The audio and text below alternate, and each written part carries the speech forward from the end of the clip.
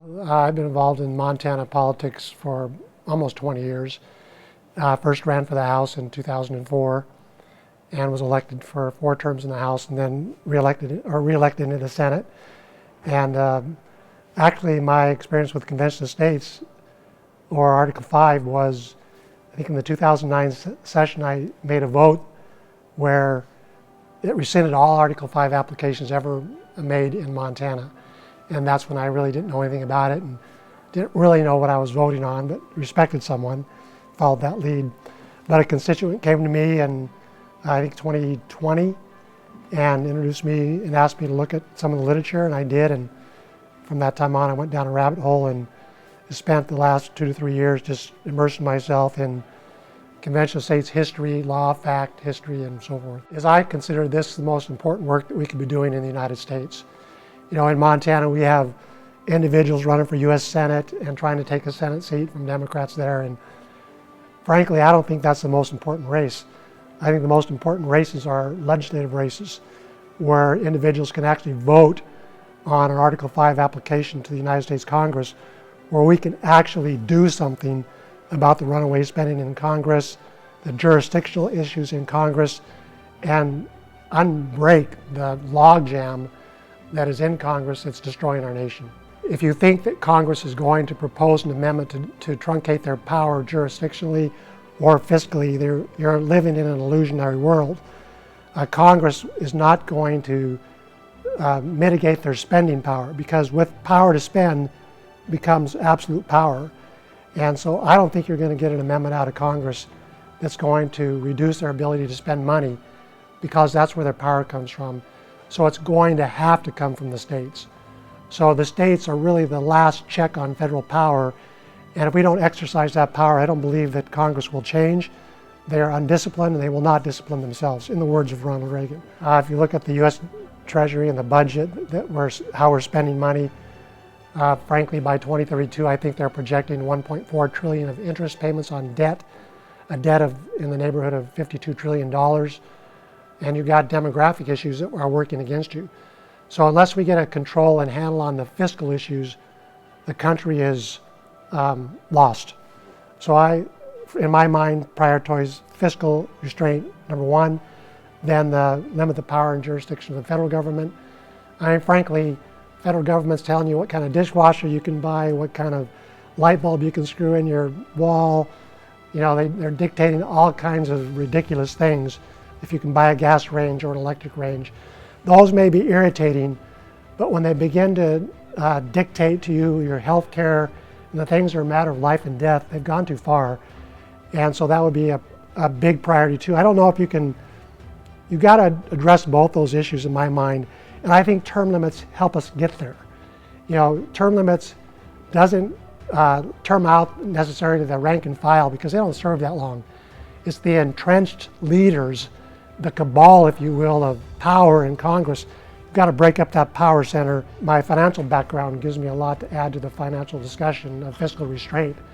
And plus, having been a student of the Constitution for nearly 20 years, and you do things like tour around with Rob Natelson for weeks on end and visit with him a lot and pick his brain. You know, he's just one of the best intellectuals we have on Article 5 and the Constitution generally.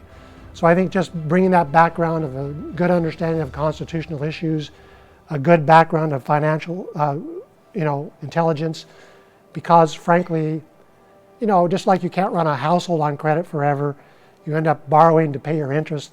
The United States government will be in a similar situation. And who will lend to us? When you're paying more interest on your debt than you're spending on national defense, you know, is China going to lend you money for national defense? I don't think so. People can go online and they can watch the process. They can see that we're following a common set of rules that have been used for centuries in previous conventions of the states that we've seen from the early, late 1700s, 1700s, 1800s. We've had these conventions before. We're following a set of rules that's been used before. We're proposing amendments that are, done over a couple days really here. So they're not the kind of amendments probably that, you do months of preparation for, but they give people the idea of the restraint on fiscal power, jurisdictional power, and term limits that can be drafted that make good sense, that if implemented in some future convention of the states or something like those, can get out and get ratified and change the course of history. So I think it's just a good place to go back to our roots and say, hey, we drafted a constitution that's governed this country for 240 some years. It had an article in it that allows us to revise it from time to time when you have exigent needs. And I think right now we have some exigent needs fiscally and so forth, as we've discussed, that if you don't address, you can't continue what they started 240 years ago. You've got to have amendments from time to time to address concerns and issues that are taking you down.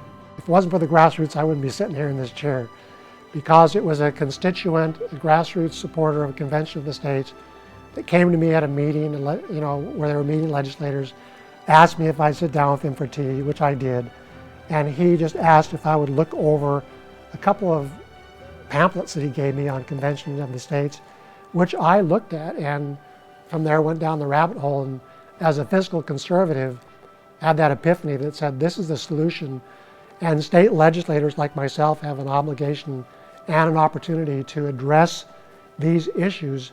And if the state legislature doesn't address it, as I said earlier, Congress will not. They just will not.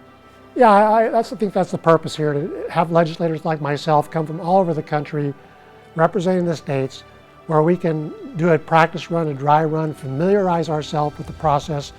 I think it's an ideal place to do it. I think the concept is germane to what we're trying to accomplish. It gives skeptics an opportunity to look and say, hey, this is a process that's been done for hundreds of years. It's a process that legislators can come and do, and it works. And that's my hope. I can tell you from firsthand, it can be done, it will be effective. So I think there are people who've never even heard of it that are going to see this and be impressed, and I think that builds enthusiasm. This is the defining moment and the last opportunity to get our republic right. We need a solution as big as the problem.